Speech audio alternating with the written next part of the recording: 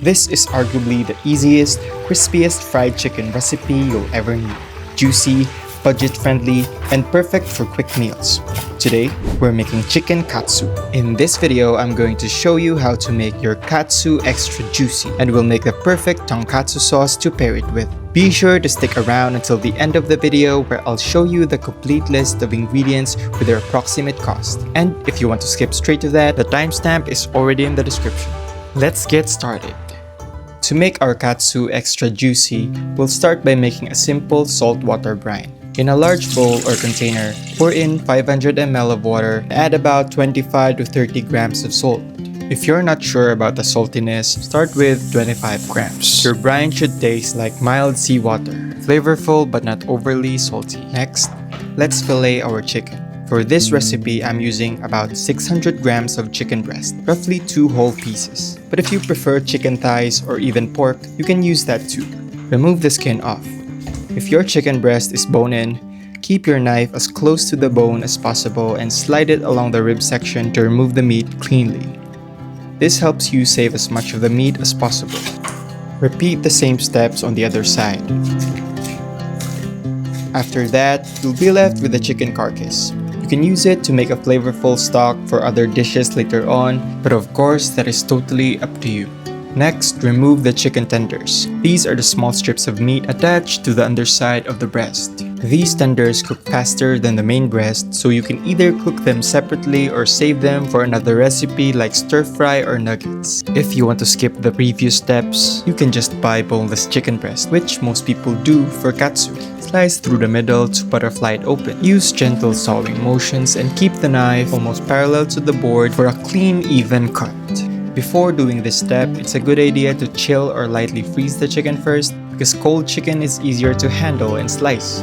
Keeping the fillets around half an inch thick gives you the best texture for katsu.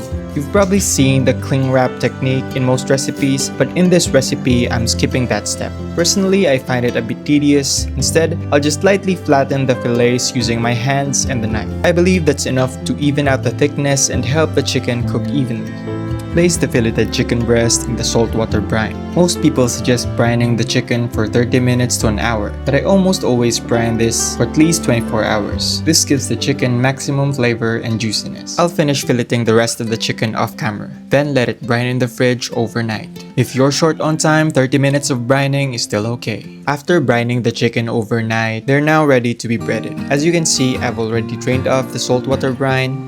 Some recipes suggest rinsing the chicken before dredging, while others advise against it because of the risk of cross-contamination. I recommend not rinsing the chicken. Just drain the brine and pat the fillets dry with paper towels. In a bowl, crack 2 large eggs.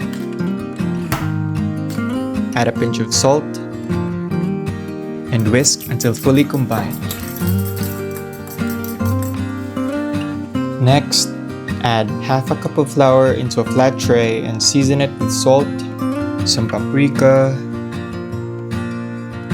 garlic powder, onion powder, and a little black pepper if you like, but that's optional. Give it a good mix so the spices are evenly distributed.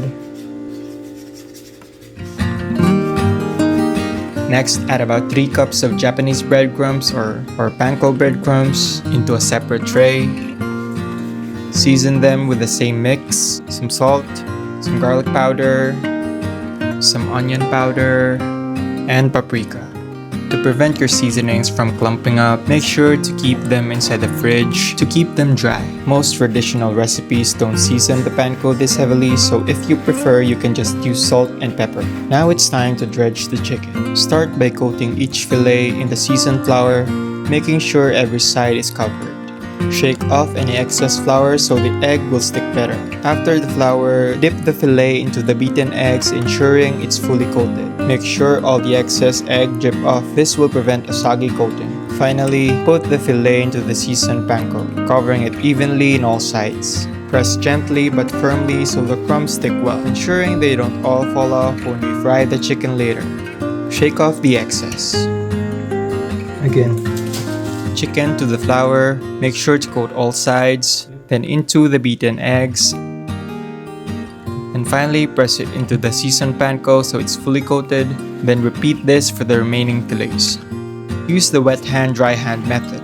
Use one hand for the wet stuff like the chicken and the egg, and the other hand for the dry stuff like the flour and the panko. This keeps your hands clean and prevents the coating from sticking.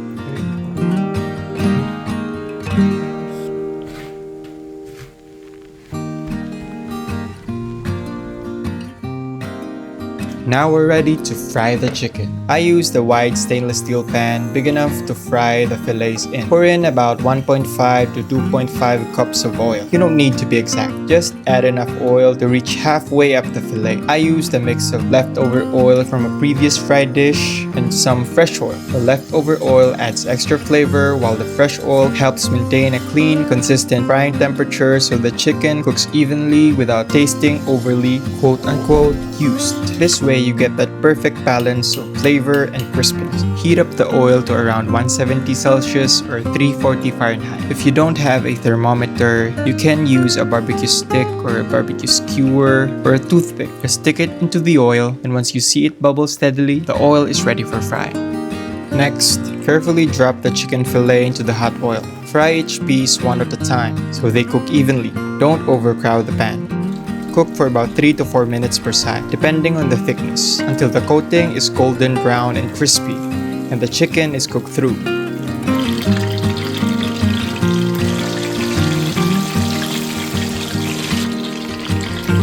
Use tongs to flip the chicken gently, and let any excess oil drip off before transferring it into a wire rack or paper towels. This keeps the coating crispy and the chicken juicy. Before frying the next fillet, use a fine metal sieve to remove any crumbs that had fallen into the oil. Leftover crumbs can burn and create a bitter taste, and they might stick to the next batch, so straining them out keeps the oil clean and helps the chicken fry evenly. Next, carefully drop in another chicken. Before dropping each chicken fillet, check the oil temperature. If it's too hot, lower the heat before adding the chicken so the coating doesn't burn. If it's too cold, wait for the oil to heat up around 170 degrees again before frying. Otherwise, the coating can become soggy and greasy. Maintaining the right temperature between batches is key for golden, crispy katsu. While frying, observe the chicken carefully and don't just rely on a timer. Look for a nice golden brown color and a firm coating. That's your cue that it's ready to flip or remove from the oil. Every fillet can cook a little differently, depending on thickness and oil temperature. A good sign that the chicken is almost cooked through is when the bubbling around it starts to slow down. This means most of the moisture has cooked out, and it's nearly done. Using a wire rack instead of just paper towels helps keep the chicken crispy. When using paper towels, the chicken can steam a little on the bottom, which can make the coating soggy. Using a wire rack instead allows for proper air circulation, keeping the chicken crispy all around while it rests. While we're waiting for the chicken to cool down a little, let's make the tonkatsu sauce. In a mixing bowl, add 6 tablespoons of ketchup, 3 tablespoons of oyster sauce, 2 tablespoons of honey, 2 tablespoons of Worcestershire sauce, and 2 tablespoons of sweet chili sauce. This one's optional. I just like the extra flavor it gives. Mix everything together until smooth. Taste as you go and adjust the sweetness and tanginess to your preference. The honey helps balance the acidity from the ketchup and the Worcestershire sauce. If you like it spicier, you can add a little more sweet chili or some hot sauce. Before we plate, don't forget that at the end of the video, I'll show you the complete list of the ingredients along with their approximate cost. If you want, you can also skip straight to that section using the timestamp in the description. Your crispy chicken katsu is best paired with a steaming bowl of rice. Slice the katsu into strips and place it on top.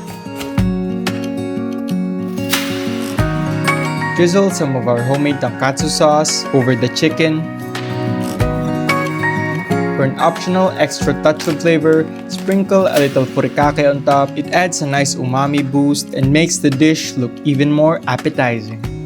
You can skip the furikake if you don't have it. The katsu and the sauce alone are already delicious, but it's a fun way to add an extra layer of flavor.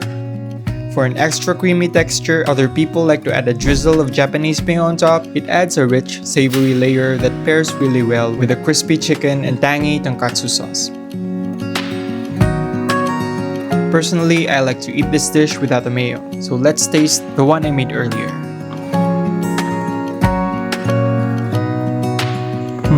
The breading is perfectly crispy while the chicken inside stays juicy and tender. The tonkatsu sauce adds a sweet and tangy flavor that complements the richness of the chicken.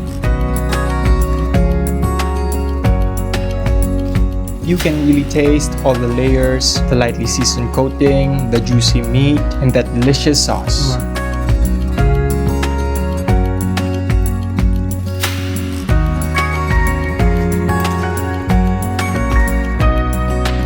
And here's the complete list of ingredients I used for this recipe, along with their approximate cost. Feel free to pause the video or take a screenshot so you can refer to it later. If this video gave you some value, don't forget to give it a thumbs up, leave a comment down below letting me know what you think about this recipe or how it turned out for you, and subscribe for more easy recipes like this one. Thank you for cooking with me, and I'll see you in the next one.